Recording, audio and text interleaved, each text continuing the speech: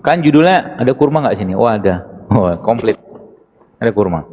Kalau makan kurma, Nabi SAW biasa makan kurma dengan semangka.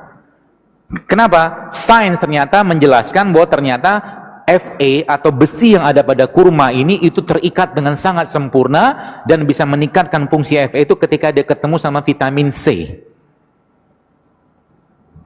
Maka makanlah kurma dengan semangka atau jeruk. Kan tinggi itu vitamin C-nya. Atau apa lagi?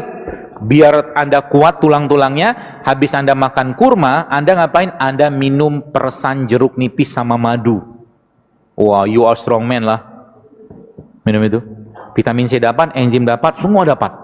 Dan perkasa luar biasa. Kenapa? Ada besi di sini. Kuat kita nanti. Dan jangan berlebihan. Termasuk ibu-ibu yang mau hamil atau sedang hamil, makan kurma boleh nggak? Boleh. Tiap hari. Tapi hanya 7 butir itu cukup. Nggak usah lebih. Kita masih butuh energi nggak? Masih butuh. Kita butuh protein. Protein kita dapat dari mana? Dari beliau ini. Ini minyak.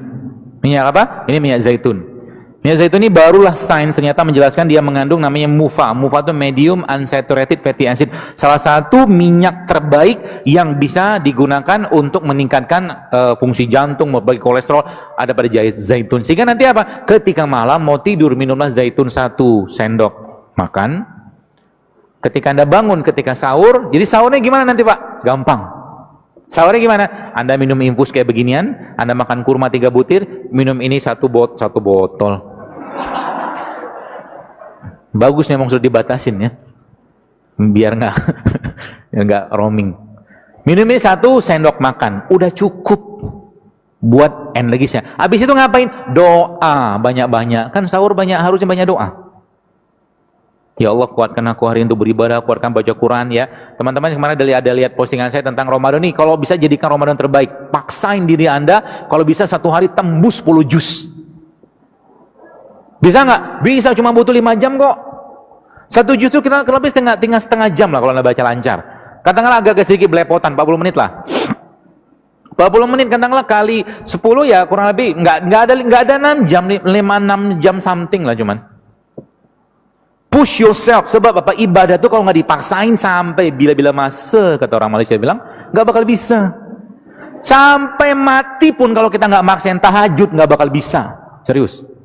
Sampai kapanpun kalau kita nggak maksain sholat duha, 12 rakaat, nggak bakal bisa. Serius. Ibadah itu kudu dipaksain.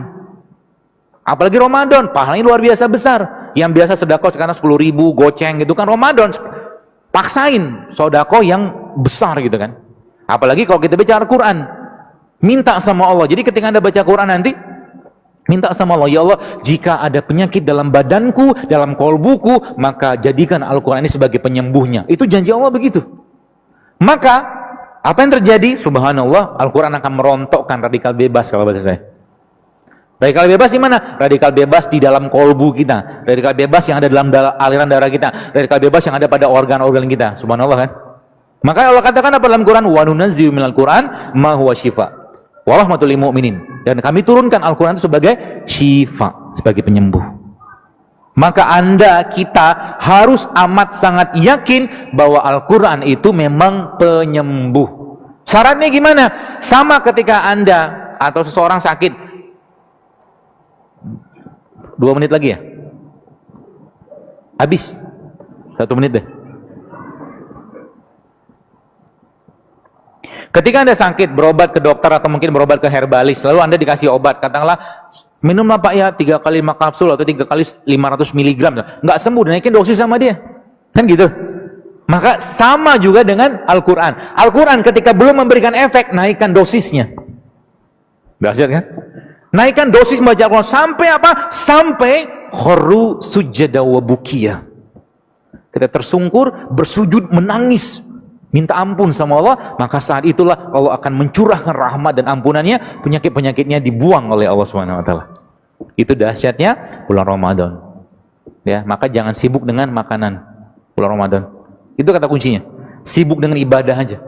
Banyakin zikir, mungkin yang kerja, ya saya katakan kalau memang sudah selesai kerjaannya ya udah baca Quran, pegang Quran. Ya.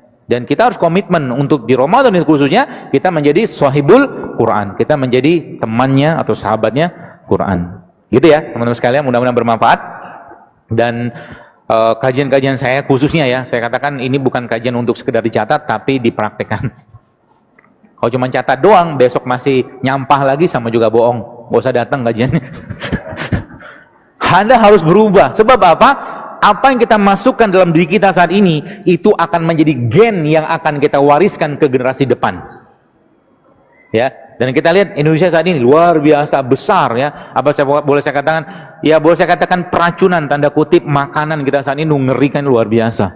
Sehingga apa? Tandanya apa? Autoimun zaman dulu nggak banyak, sekarang berjibun, berlimpah autoimun. Penyakit-penyakit yang nggak ada 50 tahun itu sekarang